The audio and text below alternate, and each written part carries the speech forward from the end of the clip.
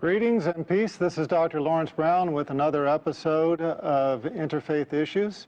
I'm coming to you today with a topic that might surprise a lot of you. And that is that today I'm going to talk about how I became Muslim. Through these talks and through my other works, a number of people have approached me and asked how I became Muslim and why.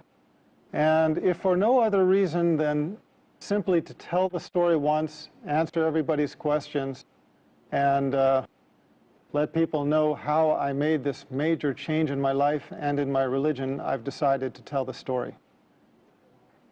The story takes us back to 1990. Before 1990, I was the typical American. I basically subscribed to the philosophy that the person who died with the most toys wins. I had spent my life accumulating different things of this world, and that was the only thing that I knew. That was the only objective I knew in life. In 1990, my second daughter was born. I guess I wasn't listening the first time. When my first daughter was born, Christina, about 10 months before, she did something I had never seen any child do before, and that is that she was able to stand from the very first day of life. From the very first day, if I put her on her feet, she would stand upright by herself. Now, I'm a doctor. I'm a medical doctor. I understand that that is something that a newborn baby is not supposed to be able to do. But I didn't see it as a miracle. I saw it as something interesting, something charming about this child. But I guess I didn't get the message. I guess the message had to come to me twice, and the second time in a more dramatic way.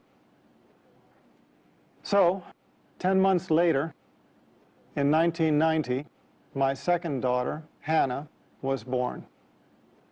Now, Hannah was taken directly from the birthing room in the hospital to the neonatal intensive care unit.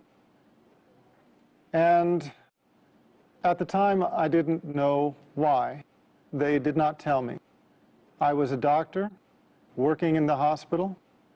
It was George Washington University Hospital, one of the most famous hospitals in the United States. That was the hospital where President Ronald Reagan went when he was shot. You cannot fault the medical care at that hospital. They had the highest medical care. So when I found out that my second daughter was blue, I was very concerned. I went and saw her in the intensive care unit. From the level of her chest down to her toes, she was a dusky, the only way I can describe it is a gunmetal blue, this deep, deep, dusky kind of blue. Now, for those of you in the medical profession, you understand what that means. A lot of people, even outside the medical profession, understand what that means, but for those of you who don't, you know how when you look at the veins in your arms, in a pale-skinned person like myself, those veins are blue. The reason why is because blood, when it is carrying oxygen, is red. When the blood does not have oxygen, it turns blue. And that was the color of my child. We took a cardiac ultrasound. It showed that she had a coarctation of the aorta. Now, the aorta is the major vessel that comes off of the heart and then sweeps down to the rest of the body, carrying all of the blood for the body from the chest down. And a coarctation is a critical narrowing in that artery. We could see where the artery was normal size. We could see where it was normal size on the other side, but right in the middle, there was this tight coarctation where the artery narrowed down to almost nothing. So that was the condition of my child. She was dying. Her body was suffocating. Now, As a doctor, I understood what this meant. I had assisted on numerous cardiothoracic surgeries. I knew that this almost certainly meant for this child that she would undergo emergency thoracic surgery. They would cut open her chest. They would replace the vessel with a graft. And these children, in general, don't do well. Given the technology of the time, about 20 years ago, my expectation was that my daughter would have the surgery, survive a few years, need to have the surgery again to replace the graft as she grew, and eventually the graft would fail and she would die. Now, that was my understanding at the time. That was the understanding of the intensivist, the doctor caring for my daughter at the time. So we were standing over this one-day-old baby, not even one-day-old baby, whose body was dying for lack of oxygen, and we were just watching her die. They called in a cardiothoracic surgeon from the Children's Hospital across town in Washington, D.C. When he came to see my daughter, I had to leave because I was emotional and I was not helping things. I was not helping them to do their job. I left the intensive care unit. I went down the hallway. Because it's an intensive care unit, there's a prayer room nearby. Now, I remember very clearly walking into that room and praying for the first time in my life with sincerity. And I remember it because I had never prayed with sincerity before. All of my life, I had been in charge. If there was anything that I needed, I knew how to go after it. If there was anything I wanted, I knew what I had to do to get it. I had never been in the position in my life where I faced a situation that I felt I couldn't handle it, where I knew that I was helpless. Now, a lot of people think that I came to Islam through Christianity. In a way, that's true, and I'll come to that. But at the time, it was not. I was never, at any time in my life, Christian. I used to be atheist. I was one of those who denied the existence of God. In fact, I tried to argue people away from believing in God. When I went into that prayer room, I remember one thing hit me right away, and that is that it was just a prayer room. There were no crosses, no crucifixes, no statues. There were no religious symbols at all. And immediately, I felt it was the right place to be. But because I was atheist, I prayed a prayer which I have since come to know is a little bit infamous. It's a kind of a weak prayer, but it has its strength. And that prayer is, "Oh God, if you are there." You have to remember, I had spent all of my life denying God, denying His existence. At that moment, I realized there was nothing I could do. There was nothing in my worldly power to help this child. And I knew that the only power, if it did exist, that could help my child was the Almighty. So the only way I could pray was to pray, "Oh God, if you are there." And I admitted, I was honest. I said, "I don't know if you're there or not. But if you are there, I need help." And I made a deal. I made a promise. I asked God if He saved my daughter, and then if He guided me to the religion that was most pleasing to Him, that I would follow.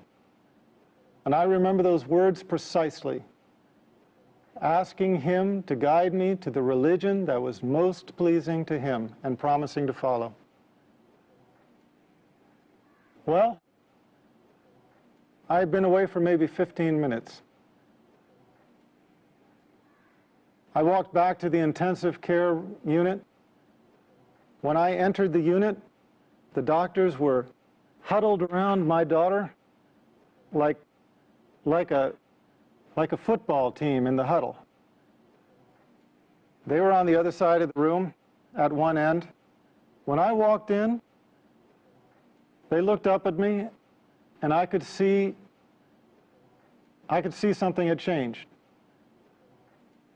When I walked up to them, the cardiothoracic surgeon just looked me in the eye and said she was going to be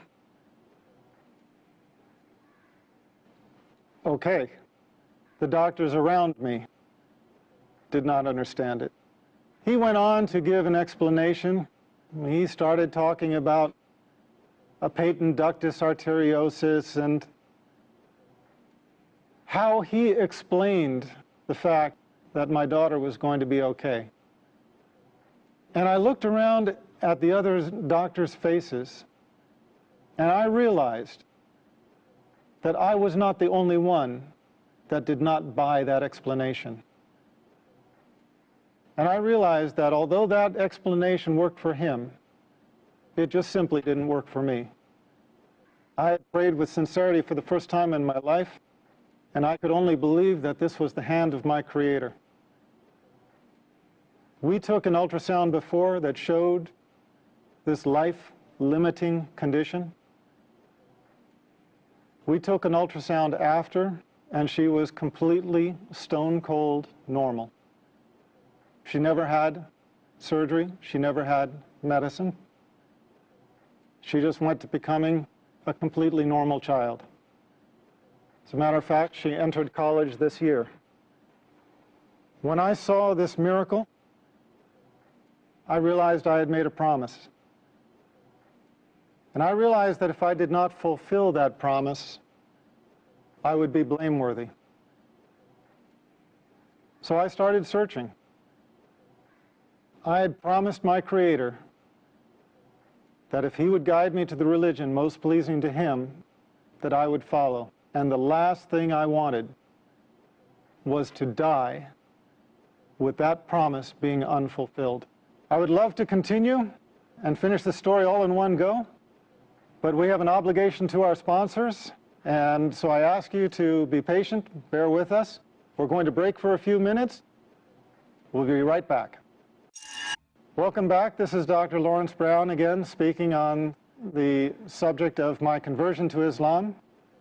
And I will just continue the story that I started, telling how and why I became Muslim. So, I started reading scriptures of a variety of religions. I studied Buddhism, Taoism, Shintoism, read into the Bhagavad Gita, started studying Hinduism, worked my way around to Judaism, Christianity, started working myself up the ladder of the revealed monotheistic religions. With each religion I encountered, I basically just came to the conclusion that, well, no, that's not it. It didn't take me long to decide against Buddhism, against Taoism, against Hinduism. That's why I ended up studying Judaism. When I studied Judaism, I felt, okay, now here there is some truth, but there are also some things that I did not believe. I found inconsistencies in the Old Testament, which we'll talk about in another show, inshallah. I found the prediction of 3 prophets to follow, and that obviously raised the question, well, if those prophets do not count as John the Baptist and Jesus Christ as the first 2 of those 3, who else could it be? So I moved on to Christianity. As I studied Christianity, I just was looking for the answer anywhere I could find it. I studied with the Southern Baptists, the Quakers, the Greek Orthodox, the Roman Catholics, Mormons, Seventh-day Adventists, my head is kind of swimming with all of the sects of Christianity that I approached for longer or shorter periods of time. And in the end, I could never get my answers. I would go to the priests having actually done something that very few Christians, in my experience, really do, and that is reading the Bible and questioning aspects of it. Now, please understand, I don't mean this to put down anybody out there. I don't mean this as a criticism to Christians who hold on to their faith, but I just mean to say that most Christians accept their faith unconditionally without really analyzing it. I found Jesus Christ calling himself the Son of Man, so I wanted the priest to tell me, why do Christians call him the Son of God if he called himself the Son of Man? I found Jesus Christ in 3 places asked, what is the most important commandment? And he said, "Know, O Israel, your God is one God." And I couldn't find the Trinity anywhere. I said, well, if the Trinity is not in the Bible, why are people teaching it? Why are people believing it? Why are people following it? Why are people professing it? And they said, well, it's First Epistle of John, chapter 5, verse 7. And I found out that that's a forgery. It doesn't exist in the original manuscripts, which is why it has been modified in the more modern Bibles. It is why you do not any longer find in the reputable Bibles published in modern day, you do not find it talking about the Father, the Son, and the Holy Spirit, and these 3 are one. You don't find that anymore because the scholars of modern times have recognized that that was a misleading insertion. As Scofield's Reference Bible states, it's an interpolation. It's a misleading insertion. I wanted the priests to answer these questions for me, and I never found a single one of any sect anywhere who could. I felt almost more lost than before. I believed in what Jesus Christ taught. I believed that he was a prophet. I believed in God as one God. I believed that man's relation with God is direct, without intercessor. I believed that we are accountable for our actions. I could not believe that we carried the taint of original sin, a sin that we never committed. I was at odds with Trinitarian theology, but I was in agreement with everything Jesus Christ taught. And I found these 2 to be different, and no priest could explain this to me. For a couple of years, I was searching, not finding anything, because in the West, in America, really about the last religion most people even think to consider is Islam. It wasn't until I learned about Islam, about the Prophet Muhammad, peace be upon him, that everything suddenly made sense. Everything fell in place. The Old Testament's prediction of 3 prophets to follow, John the Baptist being 1, Jesus Christ being 2. Who is the 3rd? The prophet of Islam, Muhammad, peace be upon him. Everything else fell in place. All of the teachings of Jesus Christ, his teaching that God is one, his teaching that the prophets, including himself, were men, his teaching that we are directly accountable to God, without intercessor, no saints in the way, no priests that you have to make confession to or seek absolution from. No, our account is directly to God, without intercessor. And I found the consistency in the creed throughout the chain of revelation. This was my reason for embracing Islam. I found in Islam the answer to my search in the continuity of the chain of revealed revelation. I found Islam as the conclusion in the chain of revelation. Now, that's my story. It's a very personal story, and maybe nobody benefits from it, except for me. But it seems like everybody has a testimonial. And God guides who He wills.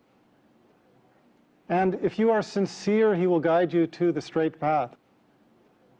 But if you have some disease in your heart, if you have some insincerity, if you have some desire for the world where you do not put God as your priority, you can easily fall into this trap. You start out thanking God and you end up directing your worship to an element of His creation, worshiping the creation instead of the Creator. A few years later, as a doctor, I had a patient who had a son who was born with a lethal heart problem. It looked like he was going to die. She prayed to God. She asked for God to save her child, and she promised. Her child got better, the same as mine had. And you know what? She didn't keep her promise. She went back on it. And I guess that kind of concludes my story, because when I saw that, I realized that I didn't become Muslim because I'm so smart, because I figured it out, whereas somebody else maybe didn't. No. Here was this woman in the exact same situation. She was praying for the salvation of her child with a lethal heart defect, just as I had had a child with a lethal heart defect. And what was the difference between the two of us? The difference was simply that Allah guided me to Islam and made me sincere. And for whatever reason, she did not. She failed in her test. If there was one message I would send to the audience, it is just this. We come to the religion of truth not on our own, except as we ask for it. Allah guides those who He wills. Pray to Allah by whatever name you know Him. Pray to the Creator with sincerity. Ask Him to guide you in your heart and in your mind to the religion of truth and to make you pleased with it. And you will find, if you are sincere, and if Allah answers your prayer, you will find that the religion of truth enters your heart. And inshallah, you will join us as a brother or sister in Islam. Thank you for being my audience on yet another episode, Interfaith Issues. We will continue again, inshallah, and I look forward to being with you then. Peace, and may God be with us all. I feel the peace inside.